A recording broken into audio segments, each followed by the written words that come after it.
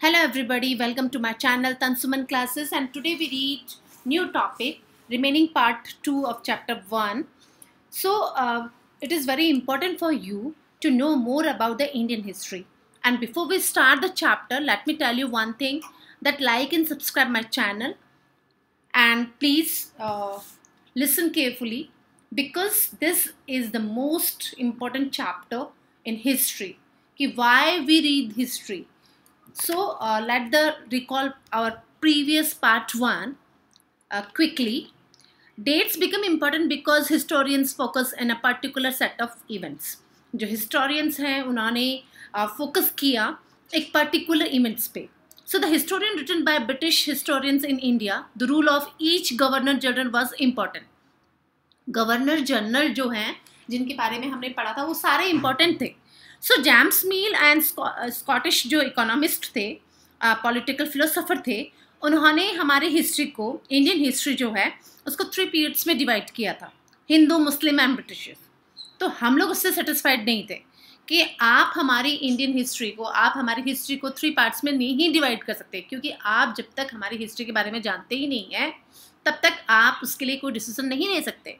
So are historians are divided history into different period in order to capture and characterize of a time. Its central features there appear. So British were absolutely prejudiced in the classification of the Indian history.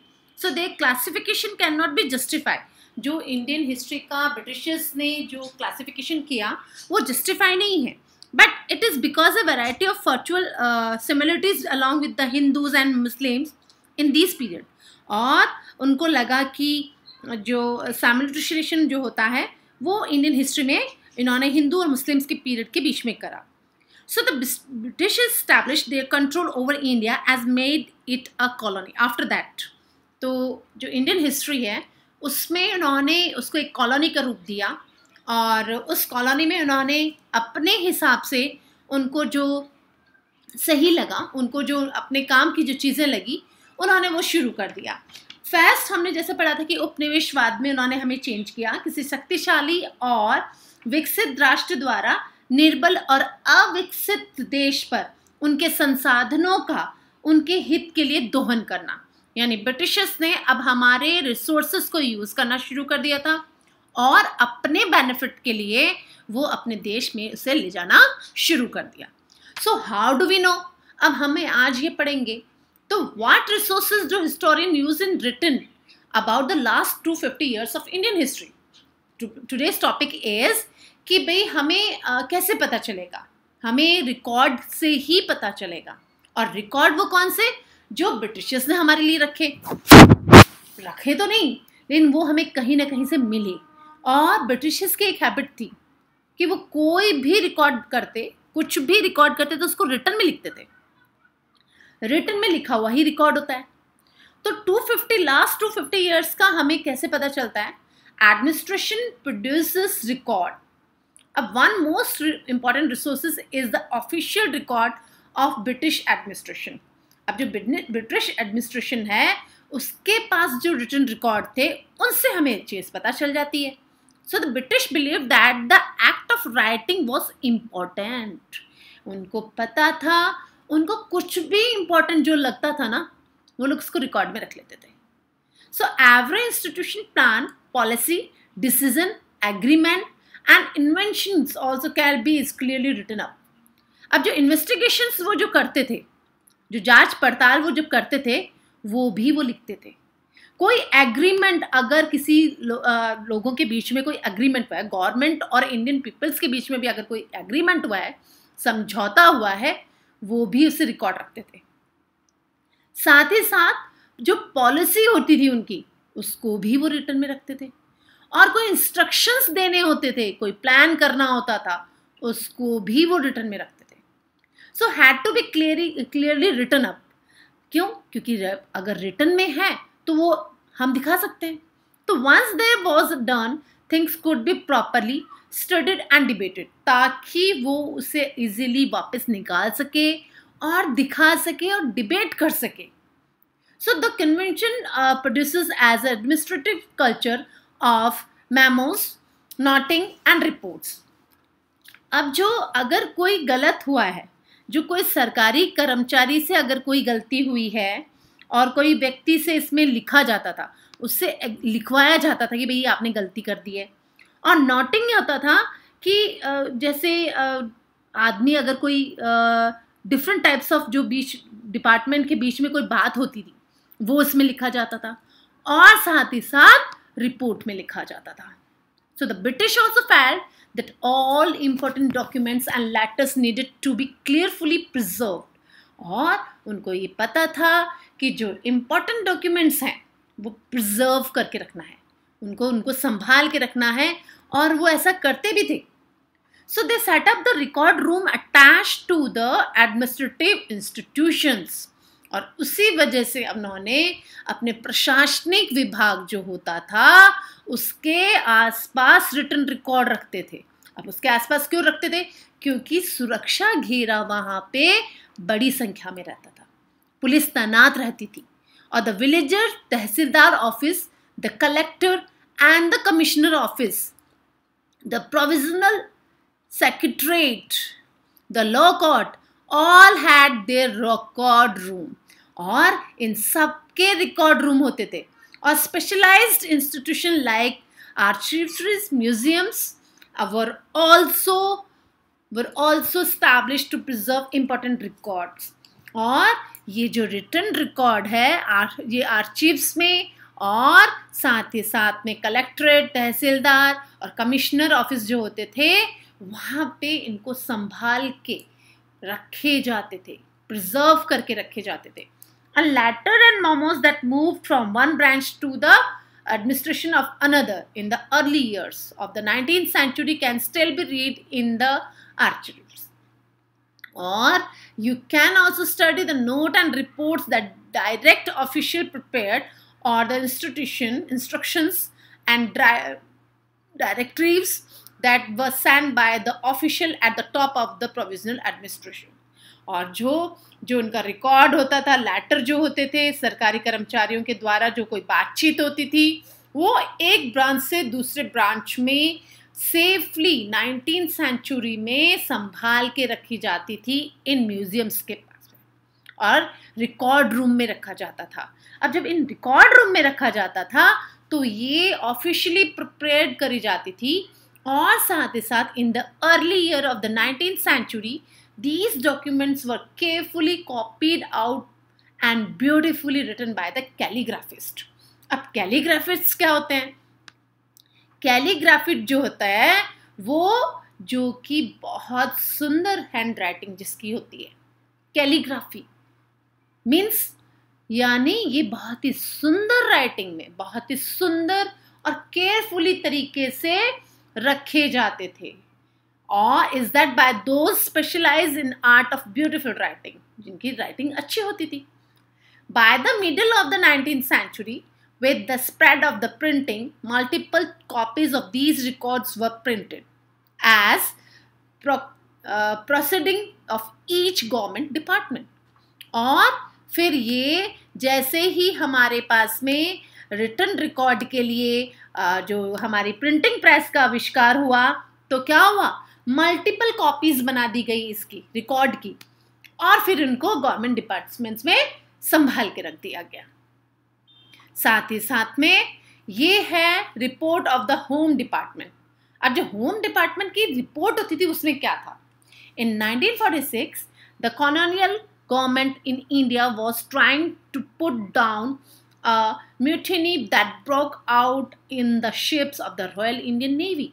यानी जो colonial ये जो group था, government जो थी colonial, इसके साथ क्या प्रॉब्लम था कि इसने एक रिकॉर्ड रखा और साथ ही साथ में हमारे जो म्यूटिनी जो बगावत करने वाले थे यानी उनको नीचे उनको पुट डाउन कर दिया है, यानी उनका दबा उनको 1946 में गवर्नमेंट ने उनको ब्रोक डाउन कर दिया. और साथ ही साथ में इसमें क्या लिखा, here is a sample of the kind of report and home department got from the different dockyards. और डिफरेंट डॉकयार्ड्स के अलग अलग उन्होंने बताया कि अलग अलग डॉकयार्ड्स में क्या क्या उनके बारे में था. बॉम्बे जो है उसमें क्या लिखा, agreement have been made for the army to take over ships and establishment, royal navy ships are remaining outside the harbour. यानी एग्रीमेंट जो है बन चुका जो है वो शिप्स के साथ में आर्मी के टेक ओवर कर लिया है उसको। जो कराची जो है वहाँ पे 301 mutineers and under arrest and a few more strongly suspected are to be arrested।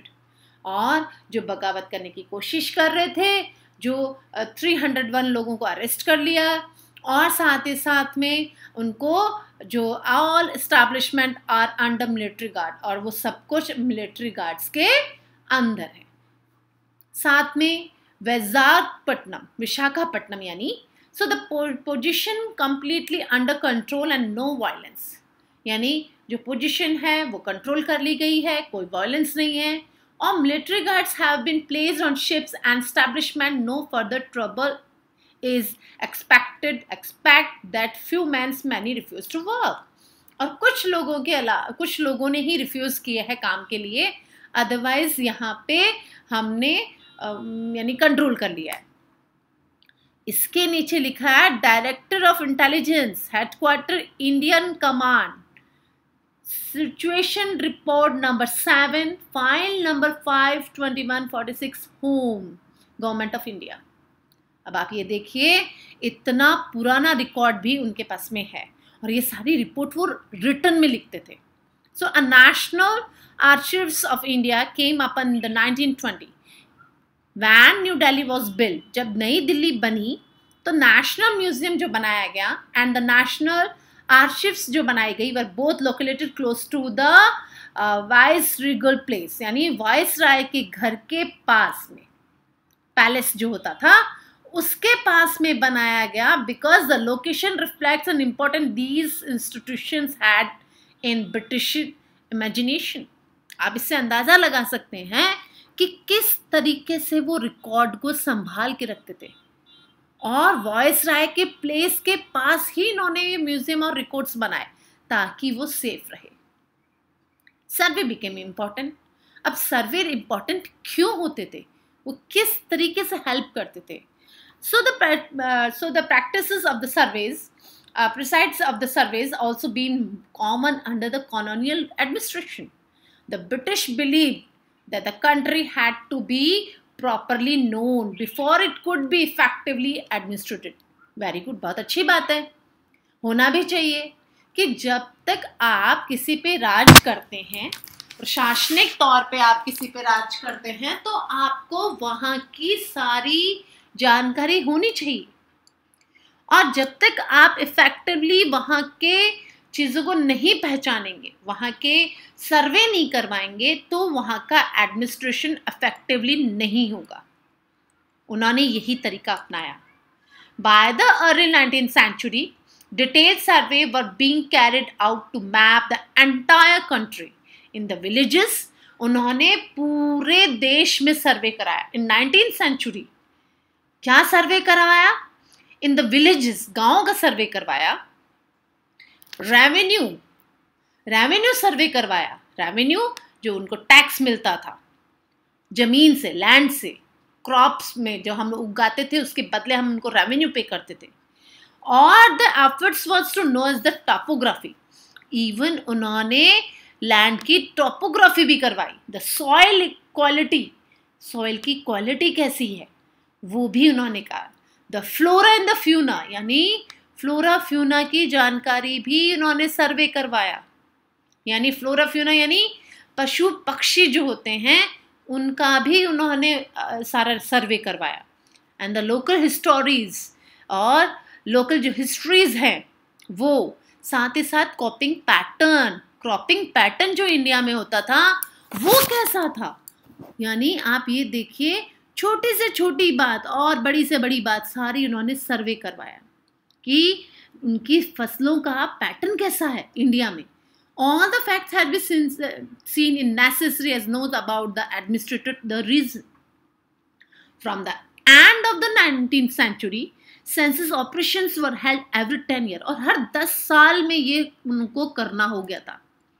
So these prepared details record to the number of the people in the provinces in India, or noting information, no caste, religions and occupation.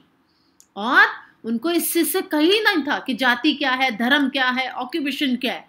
There were many other surveys: botanical survey, geological survey, archaeological survey, anthropological survey and forest survey. अब आप ये देखिए कि उन्होंने हर तरीके से detail record रखा लोगों का, हर प्रोविजन जो इंडिया के थे उनके बारे में जानकारी, बट उनको कास्ट, रिलीजन, ऑक्यूपेशन से मतलब नहीं था. यानी उन्होंने बॉटनिकल सर्वे कराया, जियोलॉजिकल सर्वे करवाया और आर्कोलॉजिकल सर्वे भी करवाया, साथ ही साथ anthropological survey and forest survey उन्होंने करवाया. बट साइड में आप देखिए कस्टर्ड एप्पल यानी सीताफल जो होता है, प्लांट 1770, यानी 1770 botanical garden and natural history museum established by the British collected plant specimen and the information about their uses. अब आप ये अंदाजा लगा सकते हैं कि 1770 में ब्रिटिशर्स ने कस्टर्ड एप्पल जो सीताफल है उसके गार्डन में उन्होंने क्या किया, उसका museum, natural history museum establish किया और उसके बारे में अधिक से अधिक जानकारी हासिल करी, कलेक्ट किया उसकी कॉपी को, उनके बीजों को कलेक्ट करते थे ये लोग. And local artist were asked to draw picture, और जो हमारे स्थानीय कलाकार थे, लोकल जो आर्टिस्ट होते थे, उनको ड्रॉ करने के लिए बोला ताकि वो इस इमेजिनेशन, ये जो फिगर है उसको पहचान पाए कि इसका बीज ये है और ये ऐसा दिखता है. यानी उन्होंने अपनी जनरेशन, अपने आगे आने वाले फ्यूचर के लिए ये संभाल के रखा. And now looking at the way such information was gathered and what this information reveal about the nature of the colonialism में उन्होंने इसको कैसे ये इंफॉर्मेशन हो सकती है उनके लिए use. So what official record do not tell. अब कुछ आप ये देखिए, इन्होंने बहुत कुछ रिकॉर्ड रखा, लेकिन सारे रिकॉर्ड्स हमारे पास में नहीं है. We are not able to find all the records. From where, हम नहीं मालूम कर सकते. What official record do not tell? उन्होंने कुछ हमें इंफॉर्मेशन नहीं दी, वो देना भी नहीं चाहते थे. From this vast corpus of records, we can get to know a lot. हमें काफी कुछ पता चल रहा है कि उन्होंने इनके बारे में मालूम किया. But we must remember that these are official record. But हमें ये नहीं भूलना चाहिए कि ये official record है. They tell us what the official thought. What? अब आप ये देखिए, एक मैपिंग हो रहा है, सर्वे ऑपरेशन हो रहा है. कहाँ पे? बंगाल में, फिगर नंबर 6 में. Drawing by the jam person in 1832. Not how all the instruments that were used in the survey are placed in the foreground to emphasize the scientific nature of the project. आप ये देखिए instruments, ये सारे instruments रखे हुए हैं यहाँ पे. अब ये सारे इंस्ट्रूमेंट्स रखे हुए हैं ताकि उनको पता चले कि ये इंस्ट्रूमेंट यूज करने से ये सर्वे हो रहा है, नॉट फॉर ह्यूमन कंजप्शन. आप देखिए, they are not interested what they wish to preserve for the prostrate. यानी वो विश करते थे, प्रिजर्व करके रखते थे कुछ चीजें. लेकिन these records do not tell always help us understand what other people in the country felt, what lay behind their action. For what we need to look elsewhere. When we begin to search for these other sources, we find them a plenty thought they are more difficult to get them official record.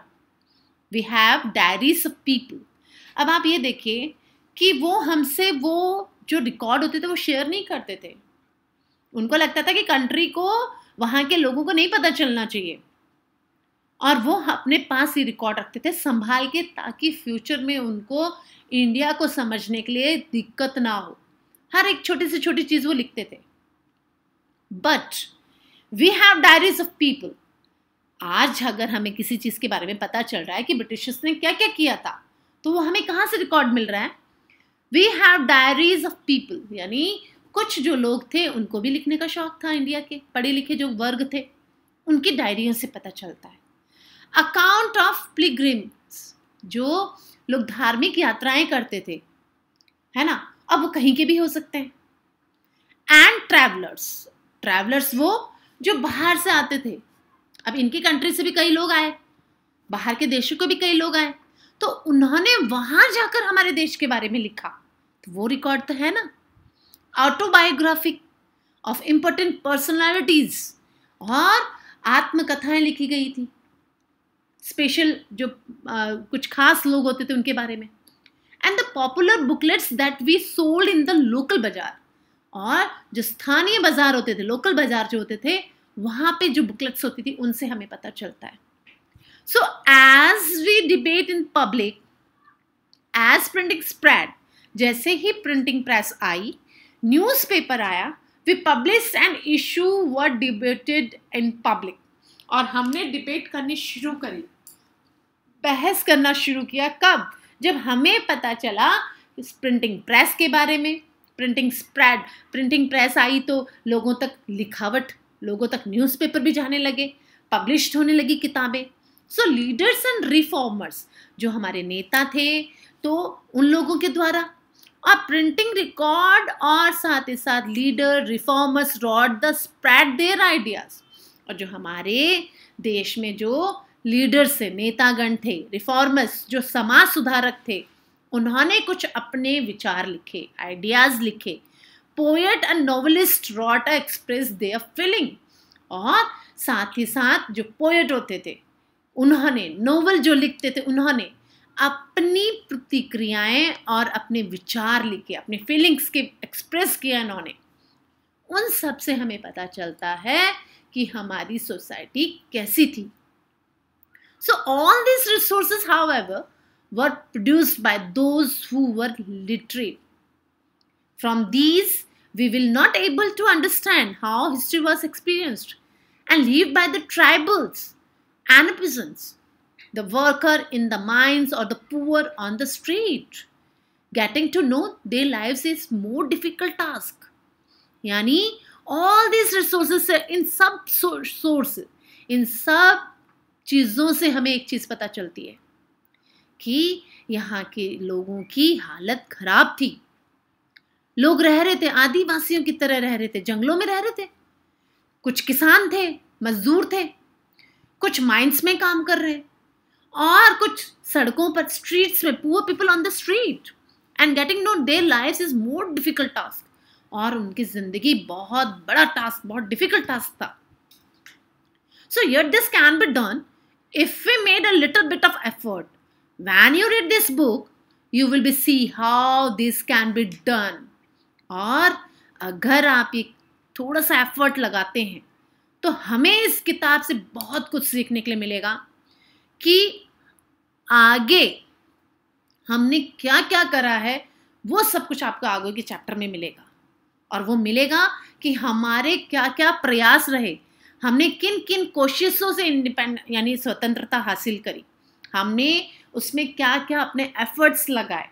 और efforts क्या लगाए आप ये देखिए, इसमें दे रखा है कि not fit for human consumption, यानी इसमें दे रखा है कि इंसानों के कंजप्शन के लिए नहीं है ये, नॉट फिट, वो वहां पे फिट नहीं बैठता है, उनके खाने लायक नहीं है। क्या चीज है?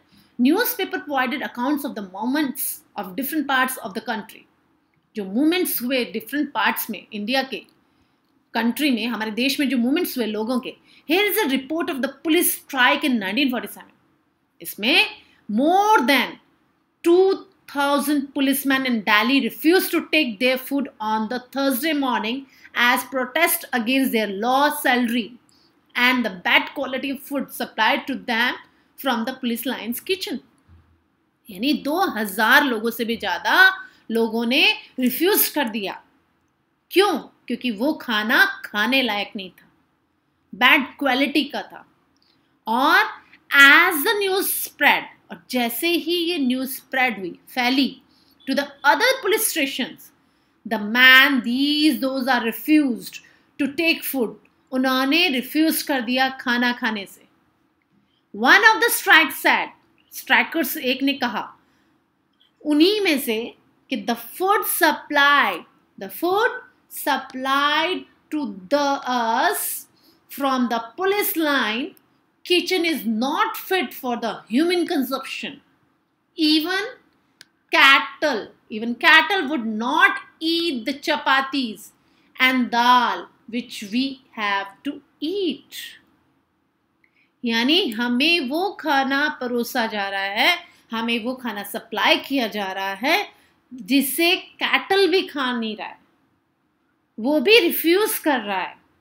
और ये हिंदुस्तान टाइम में 22 मार्च 1946 में पब्लिश किया गया. उस दिन वो लिखा गया. और ये आज हमें कैसे पता चल रहा है?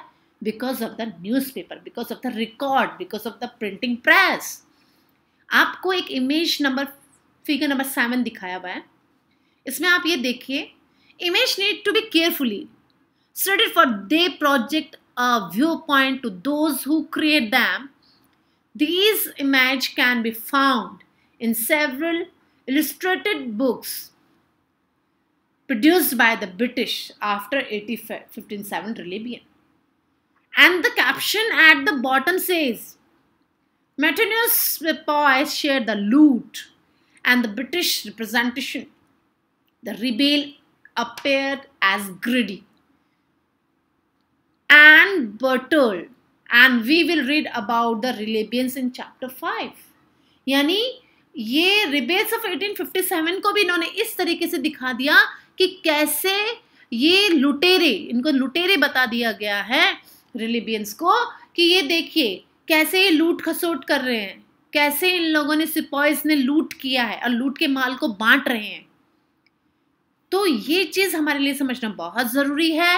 एंड अगर if we make a little bit of efforts, read this book carefully and show how this can be done. और ये कैसे हुआ, कब हुआ, हमने क्या क्या efforts लगाए, तो ये हमें पढ़ना बहुत ज़्यादा ज़रूरी है.